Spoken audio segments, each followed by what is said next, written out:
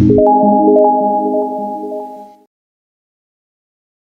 Students, आज का topic है हमारा मूत्रकुरुच्च। ठीक है। अब ये मूत्रकुरुच्च जो डिसीज है, अगर हम लोग इसे मॉडर्न पॉइंट ऑफ व्यू से देखेंगे तो एक लक्षण होता है डिस्यूरिया नाम का। ठीक है। इसे व्याधि या फिर डिसीज भी कह सकते हैं, लेकिन डिसयूरिया का मतलब होता है पेनफुल मिक्चुरेशन। ठीक है। यानी कि जब भी कोई रुग्ण पेशाब को जाए यानी कि मूत्र प्रवृत्ति को जाए तो उस समय पे पेशेंट को पेन होना, इसी को हम लोग यहाँ पर मूत्रकुरुच्च कहते हैं। यानी कि कृच्छता से मूत्र प्रवृत्ति होना, इसी को हम लोग मूत्रकुरुच्च कहते हैं। ये जो मूत्रकुरुच्च है, इसके 8 टाइप बताए गए हैं आचार्य चरक के द्वारा। सुश्रुत में भी 8 ही बताए, लेकिन एक नाम जो है वो उन्होंने अलग बताया, वो हम लोग आगे समझेंगे। ठीक है। मूत्रकुरुच्च के ऊपर अगर हम लोग एग्जाम की बात करेंगे तो एग्जाम में आपको एसएक्यू पूछा जा सकता है, या फिर इसके जो टाइप्स है उसमें से और मूत्राघात में से कुछ टाइप्स मिला के ये किसका टाइप है करके इसे एमसीक्यू भी पूछा जा सकता है। ठीक है। यानी कि जो मूत्राघात के 13 प्रकार बताए और मूत्रकुरुच्च के 8 प्रकार बताए, उसमें से कोई भी 4 नाम लेके इसमें से कौन सा मूत्रकुरुच्च है या फिर कौन सा मूत्राघात है ऐसा पूछा जा सकता है। ठीक है। वाई में भी इसके ऊपर क्वेश्चन आते हैं आपको, लेकिन अगर हम लोग थ्योरी की बात करेंगे तो इससे ज्यादातर एमसीक्यू हम लोगों को देखने को मिलते हैं। ठीक है। अब बात करते हैं कि एग्जैक्टली मूत्रकुरुच्च की डेफिनेशन हमारे शास्त्रों में क्या आई है। जैसे यहाँ पर माधव निदान का एक श्लोक है, मूत्रस्य कुरुच्चेन महता दुखेन प्रवृत्ति। यानी कि अगर दुख से यानी कि किसी मतलब पेनफुल कंडीशन से अगर मूत्र प्रवृत्ति हो रही है तो उसे हम लोग मूत्रकुरुच्च कह सकते हैं। ठीक है। निरुक्ति में भी वही आया है। निरुक्ति में कहते हैं कि मूत्र कृच्छम अत्र इति ही मूत्रकुरुच्चम, यानी कि दुखता से या फिर कृच्छता से अगर मूत्र प्रवृत्ति हो रही है, दैट इज द मूत्रकुरुच्च। ठीक है। यत्र रोगे कृच्छेन मूत्रयते, यानी कि मतलब सारे श्लोकों का अर्थ वही निकलता है। कृच्छता से अगर मूत्र प्रवृत्ति होती है तो उसे हम लोग मूत्र कुरुच्च कहेंगे। ठीक है। तो अर्थात मूत्र की कष्टप्रद प्रवृत्ति होना, इसी को हम लोग मूत्र कुरुच्च कहते हैं। ठीक है। निदान की बात करेंगे तो सामान्य निदान में क्या क्या दिया है। अच्छा, चरक जी का ये श्लोक है, इसमें कहा है कि व्यायाम अति तीक्ष्ण औषधम रुक्षम मध्य प्रसंग नित्य द्रुत पृष्ठानात अनूप मत्स्य अध्यशन अजीर्णात शिव मूत्र कुरुच्छानी नृणाम निहाष्टो। ठीक है। इसका मतलब है कि इसमें से जो निदान है, जो कारण है, वो क्या क्या है, अति व्यायाम करना। ठीक है। पहला कारण क्या है, अति व्यायाम करना। दूसरा क्या रीजन बताया, अति तीक्ष्ण औषध। ठीक है। तीक्ष्ण औषधि का सेवन करना। ठीक है। तीक्ष्ण औषधि सेवन हो गया। तीसरा कारण बताया है रुक्ष या फिर अति रुक्ष आहार विहार का सेवन करना। ठीक है। अति रुक्ष आहार सेवन। ठीक है। इसके अलावा मद्य सेवन। ठीक है। अति मात्रा में अगर मद्य सेवन कर रहा है रुग्ण तो भी मूत्रकुरुच्च हो सकता है। ठीक है। पांचवा क्या कारण बताया, प्रसंग नित्य द्रुत पृष्ठानाथ, यानी कि द्रुत गति से चलने वाले वाहन में सवार करना। द्रुत गति यानी कि स्पीड से जो वाहन चलते हैं, वाहन द्रुत गति से चलने वाले वाहन की सवारी करना। ठीक है।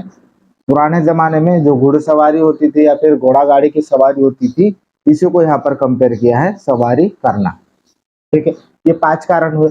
इसके अलावा और कुछ यहाँ पर दिए है, जैसे अनुपमत्स्य। अनुपमत्स्य यानी कि अनुप मांस का सेवन करना। ठीक है। दूसरा है मत्स्य सेवन करना, मत्स्य सेवन। तीसरा है अध्यशन। ठीक है, अध्यशन। और चौथा है अजीर्ण। ठीक है। तो ये 4 जो है वो आहारगत आहार सेवन करने के यहाँ पर कारण बताए हैं कि कौन सा आहार सेवन करने से होता है। और यहाँ पर कुछ विहार भी दिए हैं, तो इसमें जैसे अति व्यायाम हो गया, तीक्ष्ण औषधि का सेवन हो गया, ये भी मतलब कहीं ना कहीं आहार की तरफ भी जाता है। ठीक है। दूसरा है रुक्ष आहार विहार सेवन करना, मद्य का सेवन करना और द्रुत गति से यानी कि स्पीड से चलने वाले वाहन में बैठना। ये सारे रीजन बताए किस चीज के, मूत्रकुरुच्च के, यानी कि पेनफुल मिक्चुरेशन ऐसी कंडीशन में भी उद्भव हो सकता है। ठीक है। संप्राप्ति की अगर बात करेंगे तो जो हमने अभी तक निदान पढ़े उसमें क्या दिया है, जो अति व्यायाम, अति रुक्ष, मद्य सेवन करना, मत्स्य सेवन करना अति मात्रा में, या फिर द्रुत गति से चलने वाले वाहन की सवारी करना, इससे क्या होता है, ये हमारा निदान सेवन हो गया। अब इससे क्या हो गया, हमारे शरीर में वातादि दोषों का प्रकोप हो रहा है। अब ये वातादि दोष एकत्र यानी कि तीनों दोष एकत्र या फिर एक साथ प्रकोपित हो सकते हैं या पृथक यानी कि अलग अलग हो सकते हैं। ठीक है, जैसे पहले वात हो गया, फिर पित्त होगा, फिर कफ होगा, ऐसा भी हो सकता है, या फिर कभी तीनों दोष एक साथ प्रकोपित हो सकते हैं। तो वातादि दोष का प्रकोप हुआ। अब ये जो वातादि दोष प्रकोपित हुए वो क्या करेंगे, वो करेंगे हमारे बस्ती, मूत्र मार्ग, इन सब में क्षोभ उत्पन्न करेंगे, वहां पे इरिटेशन करेंगे। ठीक है, क्षोभ का मतलब होता है इरिटेशन करना या फिर उसका फंक्शन बिगाड़ देना। ठीक है, वहां पे संकोच उत्पन्न होता है, कॉन्ट्रैक्शन बढ़ता है, और उसके बाद में यहाँ पर स्रोतोरोध होता है, जो मूत्र व स्रोतस है उसका रोध उत्पन्न होता है, क्योंकि वहां पे कॉन्ट्रैक्शन भी हो रहा है, संकोच हो रहा है, और इसमें क्षोभ भी उत्पन्न हो रहा है, इरिटेशन भी उत्पन्न हो रहा है, या फिर उसमें डिफिकल्टीज आ रही है। तो ये कहीं ना कहीं स्रोतोरोध को उत्पन्न कर सकता है आगे चल के, जैसे यहाँ पर उत्पन्न हुआ। अब ये क्या करेगा आगे, बस्ती स्थान में क्षोथ उत्पन्न करेगा। बस्ती स्थान यानी कि हमारा जो यूरिनरी ब्लैडर है वहां पे क्षोथ उत्पन्न करेगा, इन्फ्लामेशन क्रिएट करेगा। ठीक है, अब ये इन्फ्लामेशन अगर होता है, जैसे हम लोग सिस्टाइटिस में पढ़ते हैं, यूरिनरी ब्लैडर के वॉल का अगर इन्फ्लामेशन होता है तो उसे हम लोग सिस्टाइटिस कहते हैं, बराबर।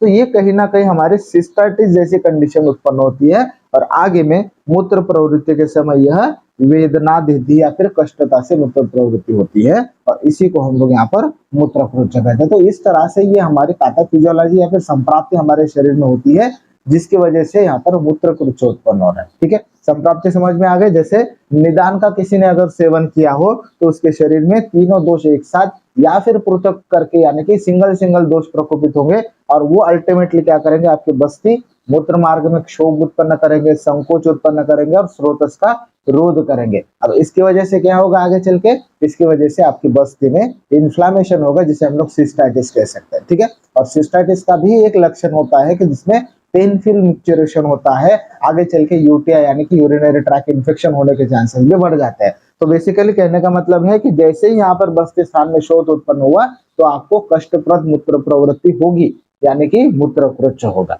ठीक है, ये सारी संप्राप्ति यहाँ पर हमारे आचार्य चरक ने दी गई है। ठीक है, अब संप्राप्ति घटक की बात करते हैं। संप्राप्ति घटक आपको इजीली समझ में आ जाएंगे। जैसे दोष का मैंने बताया कि इसमें त्रिदोष प्रकोपित होते हैं, लेकिन उसमें प्रधानता किसकी होगी, वात की होगी, बराबर। वेदना है, वात होगा।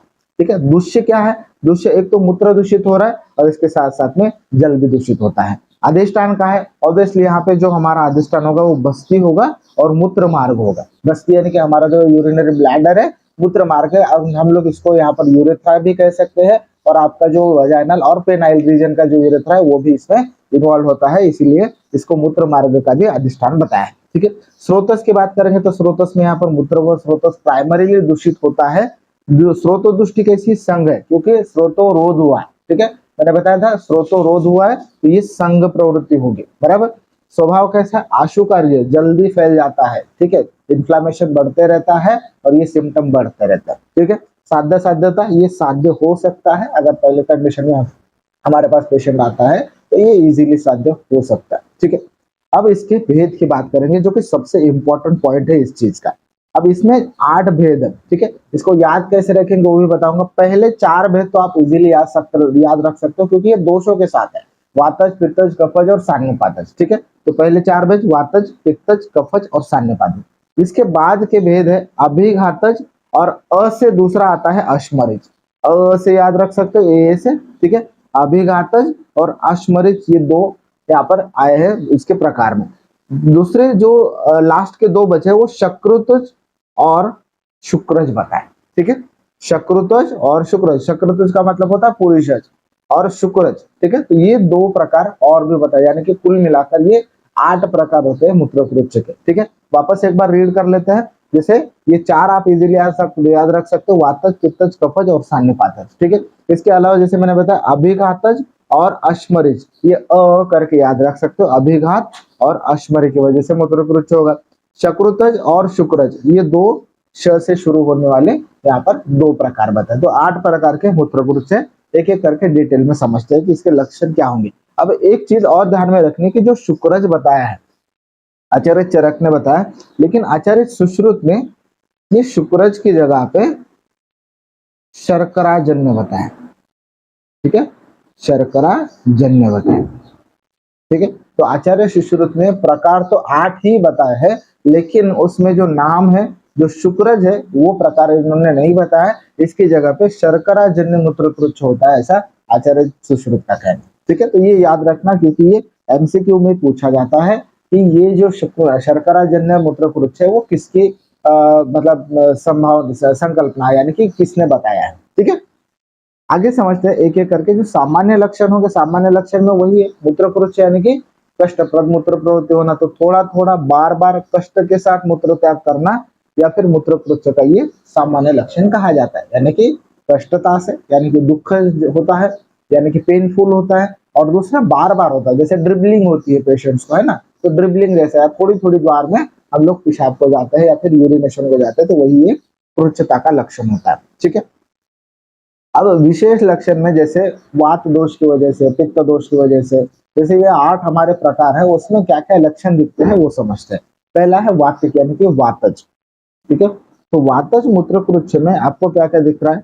तीव्र रुजो वंशन बस्ती मेढ्रे स्व अल्पम मुहुर्मुहु मुहुर मूत्र प्रवृत्ति ही वाता है, यानी कि इसमें आपको वंशन प्रदेश में, यानी कि पेल्विक रीजन में, बस्ती और मेढ्र में तीव्र रुजा होती है, यानी कि यहाँ की सीवियर पेन होता है जब आप मेच्योरेशन को जाते हैं, ठीक है। दूसरा स्व अल्प, यानी कि अल्प प्रमाण में मुहुर्मु, यानी कि बार बार मूत्र प्रवृत्ति होना। ये दो लक्षण अगर आपको दिख रहे हैं तो ये वातज मूत्र प्रवृत्ति या फिर वातज मूत्रकृच्छ हो सकता है, ठीक है। क्या क्या लक्षण याद रखना है? वंशन, बस्ती और मेढ्र प्रदेश में तीव्र वेदना होगी, ठीक है। दूसरा लक्षण बताया कि अल्प प्रमाण में, प्रमाण कैसा बताया? अल्प प्रमाण बताया, और बार बार मूत्र प्रवृत्ति हो रही है, और वो भी पेन के साथ हो रही है। पेन कहाँ हो रहा है? मूत्र यानी कि मेढ्र में, और आपके वंशन प्रदेश में और बस्ती प्रदेश में।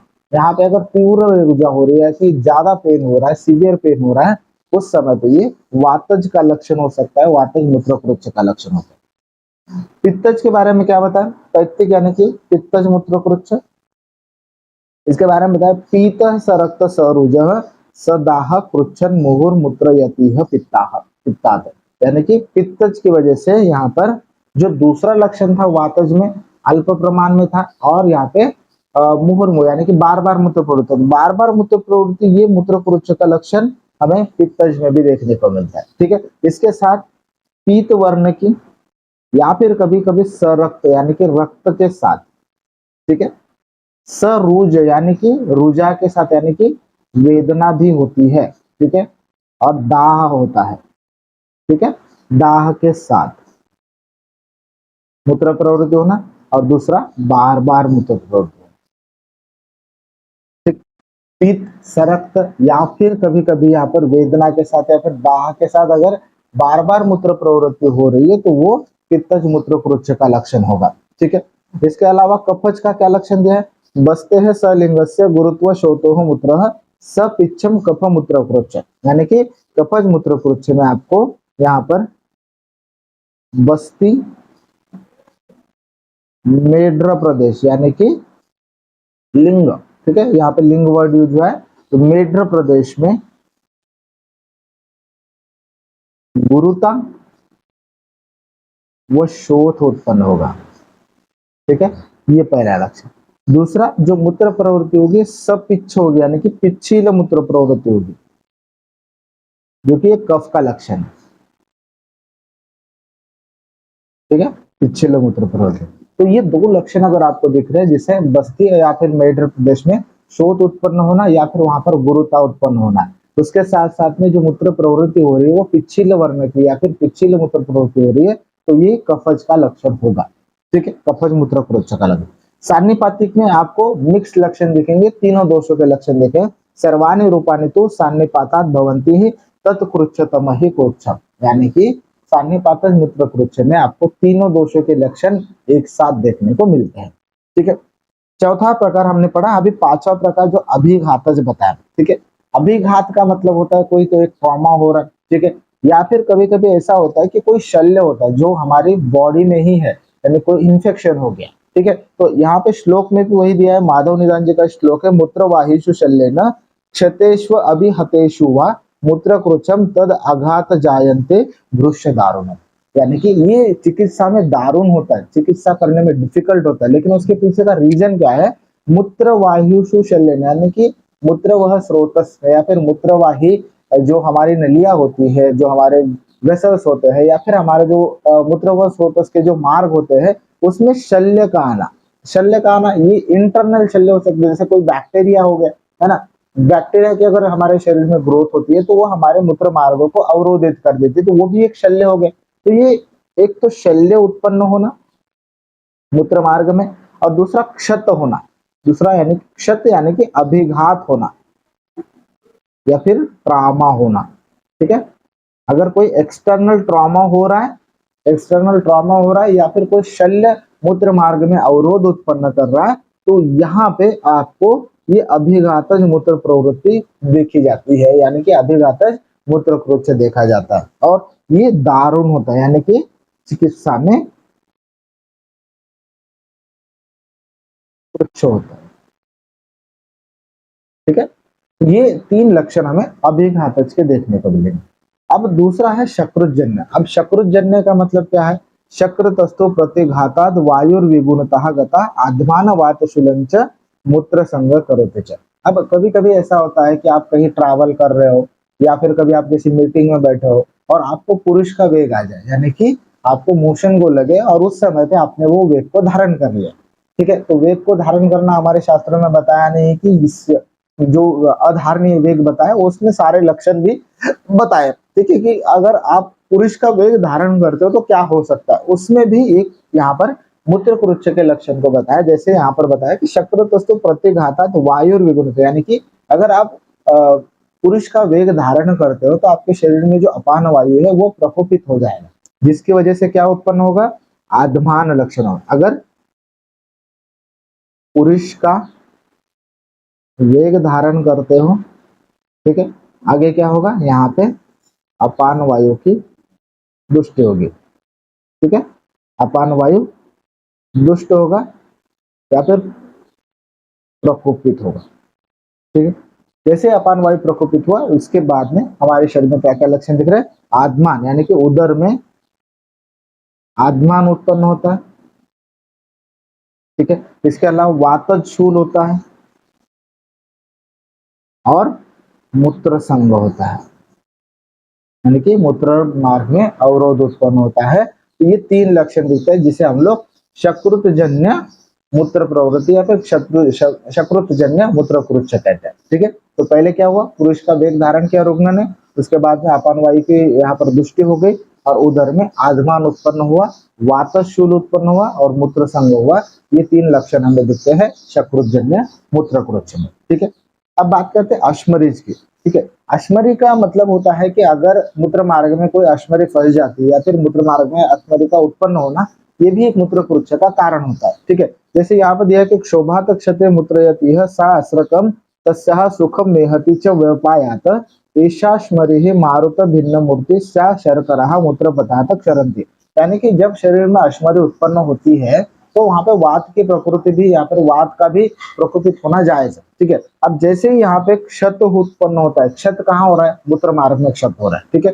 क्षोभ भी कहाँ हो रहा है, मूत्र मार्ग में हो रहा है। अब इसकी वजह से क्या हो रहा है, सुख तस्या असुखम मेहति व्यपायत, तो असुख पूर्वक यानी कि सुख पूर्वक मूत्र प्रवृत्ति होती नहीं है, जिसमें एताश्मरी मारुता भिन्नम मूर्ति सा शर्करा, यानी कि जो अश्मरी होती है जिसकी वजह से मूत्र मार्ग यहाँ पर अवरोधित हुआ है, वो मारुता भिन्न यानी कि वायु की प्रकृति की वजह से कभी कभी ये छोटे छोटे पार्ट में यहाँ पर डिवाइड हो जाती है, जिसे हम लोग भिन्नता कहते हैं, ठीक है।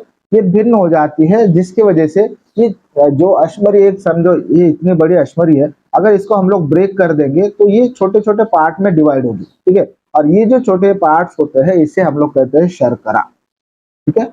और ये शर्करा हमारे मूत्र मार्ग से बाहर जाती है, यानी कि मूत्र पथात क्षरण, यानी कि मूत्र मार्ग से क्षरण इसका होते रहता है, ठीक है। और उसकी वजह से यहाँ पर जो डिफिकल्टी या फिर पेन उत्पन्न होता है वो होगा अश्मरीज मूत्रकुरुच्च। ठीक है, तो कहीं ना कहीं ये एक अवरोधजन्य पैथोलॉजी होती है जिसकी वजह से यहाँ पर या मूत्रकुरुच्च उत्पन्न हो, जैसे कि अश्मरी की वजह से यहाँ पर अवरोध उत्पन्न हुआ। ठीक है, ये हो गया अश्मरीजन्य। अब लास्ट में आता है हमारा शुक्रज। ठीक है, अब शुक्रज का यहाँ पे जैसे आचार्य सुश्रुत ने शुक्रज का उल्लेख नहीं किया है, इसकी जगह पे शर्कराजन्य बोला है। ठीक है, शर्कराजन्य मूत्रकुरुच्च होता है ऐसा बोला है।